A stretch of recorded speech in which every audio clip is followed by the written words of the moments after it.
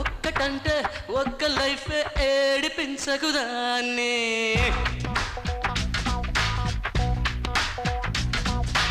ఒక్కసారి నవ్వి చూడయో అయ్యయ్యయ్యో